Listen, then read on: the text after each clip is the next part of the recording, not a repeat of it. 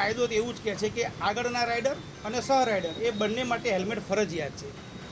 બેની વચ્ચે નાનું બાળક હશે તો એના માટે જરૂરી નથી, પણ આગળ કોઈ પુરુષ કે સ્ત્રી ચલાવી રહ્યા છે, પાછળ 12 વર્ષ 15 વર્ષ સુધીનું બાળક જે સામાન્ય રીતે સ્કૂલમાં જઈ શકે એવું હોય તો એના માટે પણ હેલ્મેટ ફરજિયાત છે.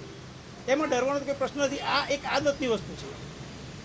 આપણે કોઈ પણ રમત જોઈએ છીએ કે આપણે શેરીમાં ક્રિકેટ રમતા હોય તો એમાં હેલ્મેટ નથી પહેરતા, પણ ઇન્ટરનેશનલ મેચો તમે જુઓ એમાં ક્રિકેટરો પણ સાવચેતીના ભાગરૂપે હેલ્મેટ તો પહેરે જ છે. તો આ સાવચેતી માટેની આદત નાખવાની વાત છે. એમાં ક્યાંય બીવાની જરૂર નથી, કોઈ એવું માનવાની જરૂર નથી કે આ ડિસ્કમ્ફર્ટ ફીલ થાય. એ થોડોક ટાઈમ હોય, થોડોક ટાઈમ આપણે આદત આવી જ જાય. એનો અધિકાર છે, એ નાગરિકોની બધી સમિતિ છે, એમને વિરોધ કરવાનો અધિકાર છે.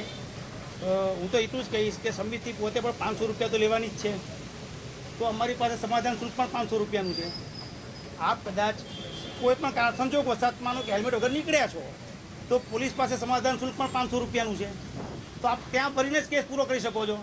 આપણી સમિતિ એમ કહે છે અમે 500 રૂપિયામાં તમારો કેસ કરી આપીશું, 500 રૂપિયા એ પણ માંગી રહ્યા છે. તો બેટર છે કે આપ સમાધાન શુલ્ક ભરીને ત્યાં જ પૂરું કરી દો, તો આપને સમાધાન સમિતિને હેલ્પ લેવાની જરૂર નહીં પડે.